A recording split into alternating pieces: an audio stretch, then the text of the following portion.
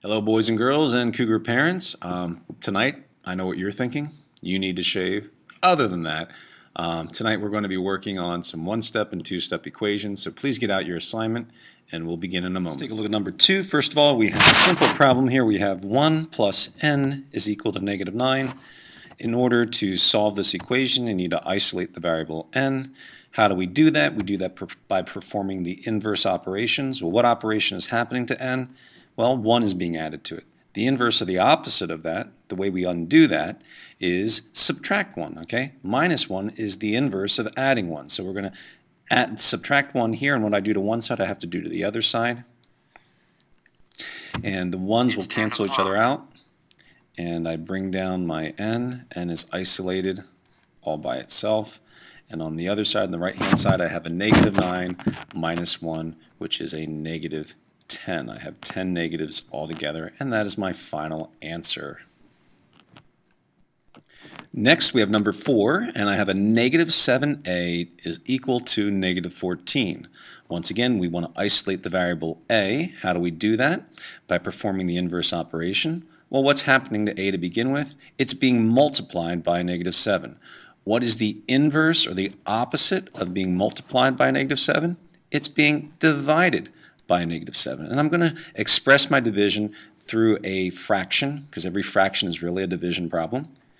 And if I divide this side by negative 7, I also have to do the same thing to the other side of the equation to keep it balanced and equal. A negative 7 divided by a negative 7 is a positive 1.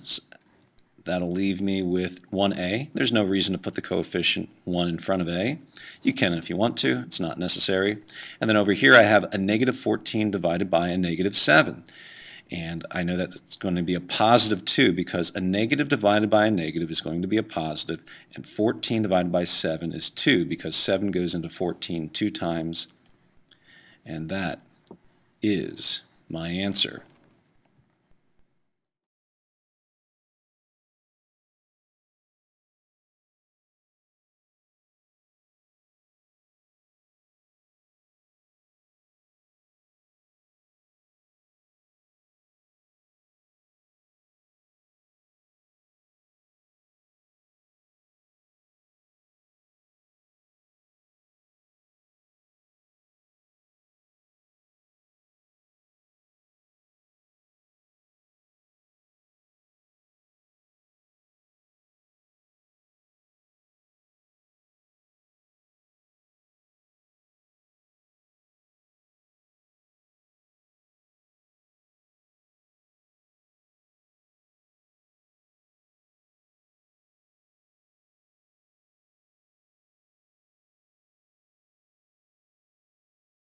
Let's look at number 8. Number 8, we see we have a negative 13 a negative 13 is equal to n minus 6.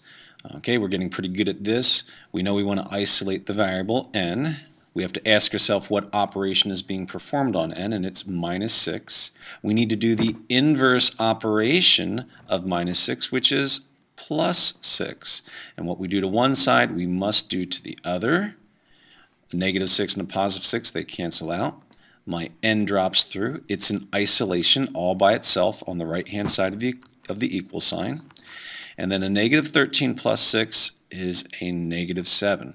You simply find the difference between 13 and 6, which is 7, and whichever one of these numbers has the greater absolute value, that's the sign that goes with it. So our answer is a negative 7 is equal to n.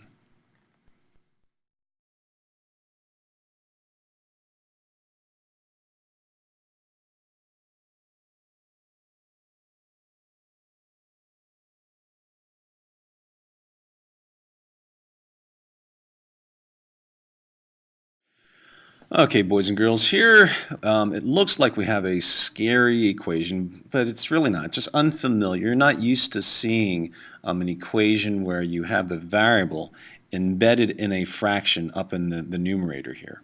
Okay, and the best way to attack this is we just want to get rid of the fraction. Okay, see what we're doing here is we're going to undistribute this divide by 2. Since this 2 is not just being, it's not negative 9 plus x divided by 2. It's negative 9 plus x, the whole thing divided by 2.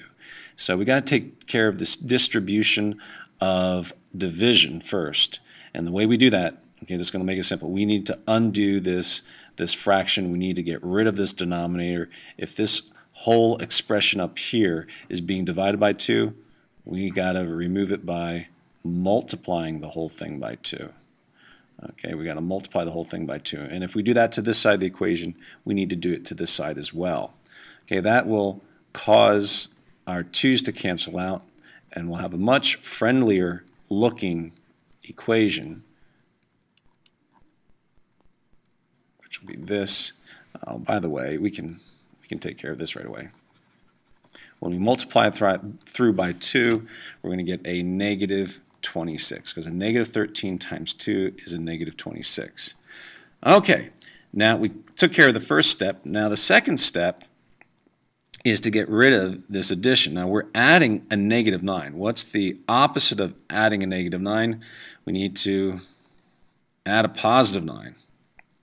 That's the only way we're going to get rid of this negative 9. And what we do to one side, we must do to the other. A negative 9 and a positive 9 are 0. We bring down our x, and the x is going to be equal to a negative 26 plus 9. So that is going to be a negative 17.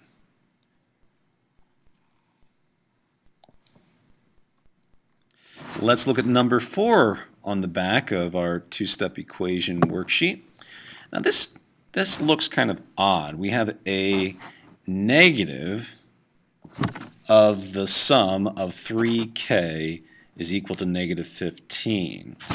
Okay, see, this looks like a weird one-step equation, but it really is two steps, because, see, this negative outside the parentheses, we've got to take care of parentheses first, is saying distribute this negative to both the 3 and the k. So it's saying I need the negative, or the opposite of 3, which would be negative 3, and I need the opposite of k, or negative of k, which would be a negative k, is equal to a negative 15. Okay, so I look at k and I ask myself, what's happening to it? Well, a negative 3 is being added to it. I want to get rid of that negative 3 by adding a positive 3. And what I do to one side, I have to do to the other to keep it balanced. They cancel each other out. And what does that bring down? It brings down a negative k is equal to a negative 13 plus 3, which is a negative 12. Now, we're not done, because we don't want to know what negative k is. We want to know what just k is. Well, if negative k is a negative 12, technically, what we need to do is, well, we know some of you already know what the answer is going to be, but what we're doing here mathematically is we need to multiply this by a negative, because we want the opposite of that, which will give me just k. And what I do to one side, I need to do to the other side, which is 12. And some of you are saying, well, Mr. Yerk, I know if negative k is negative 12, then the opposite of that would be k is equal to 12. Some of you might want to know mathematically what's going on is, in order to undo this negative 1k, I've got to multiply it by a negative 1k, which will give me a positive k. I hope I didn't take something simple and make it complicated. Okay, let's take a look at number 7. Now, number 7 is a nice problem in that we can clearly see that there's two operations happening to our variable m. We have 7 plus m divided by 6 is equal to 6. We can see here that m is being divided by 6. We can also see that 7 is being added to it. Now the question is, which operation do we have to undo first? Well, if we try to undo this division here, it's going to make it messy, because we're going to have to distribute that to the 7 and this term here as well as this term.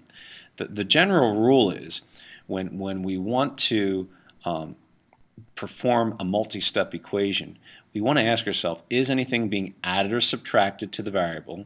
And if that's the case, we want to take care of that first. Then we go on to, is there anything being multiplied or divided by the variable? In this case, we can see that 7 is being added, so we want to get rid of that first. And you'll see how it makes the problem less messy. Okay, if we subtract 7 from this side and we subtract 7 from this side, okay, our problem is already looking more friendly.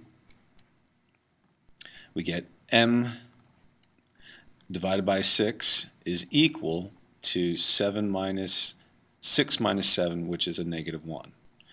Then the next step is, well, I need to undo this m divided by 6. What's the opposite of dividing by 6? It's multiplying by 6. And what I do to one side, I have to do to the other. So the 6's cancel each other out. I'm left with m is equal to a negative 1 times 6, which is a negative 6. Sorry about the blurriness of number 10 here. Here we have a word problem. It says, working alone, Brendan can harvest a field in 14 hours. Leah can harvest the same field in 12 hours. If they work together, how long would it take them? Well, before I can figure out how long it would take them to work together on one field, I'm going to take a look at 2 fields. That's the information they give us. Okay, so if they each did a field, that would be 2 fields. Okay, Brendan would take 14 hours, and then Leah here would take 12 hours. Brendan would take 14 hours. So, does that make sense? Okay, Brenda does one field. Brenda does one field. Leah does another field. That's 2 fields together. Brenda's field would take 14 hours. Leah's field would take 12 hours. So 2F, 2 fields, would take 14 plus 12 hours, which is 2F is equal to 26. Therefore, if I would divide this by 2, I'd get 1 field could be done in 13 hours. Okay? 2 fields would take them 26 hours together. 1 field would take them 13 hours together. We have working alone, Amanda can pick 40 bushels of apples in 9 hours. One day her friend JD helped her, and together it took only 5.63 hours. How long would it take for JD to do it alone? So we know that Amanda takes 9 hours, and we have no idea how long JD takes to pick 40 bushels of apples all by herself. But we do know that when they do it together, it takes them 5.63 hours. So it's safe to say that the time that it would take Amanda to do it alone and JD to do it alone would be the same as twice this amount of time. Okay, this would be doing it Jada all by herself, Amanda all by herself, and this would be them doing it together twice. They would be equal. So we have our equation. Let's multiply this through first.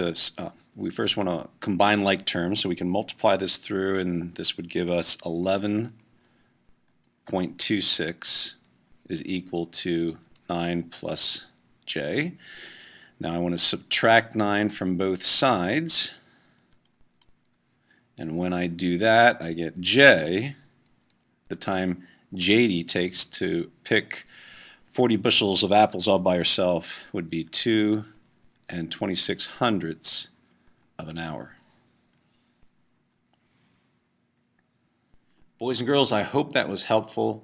And as you're solving these multiple step equations, just remember, the goal is always to isolate the variable, get the variable all by itself. The problem is there's multiple operations being performed on the variable. That's where the multiple steps come in.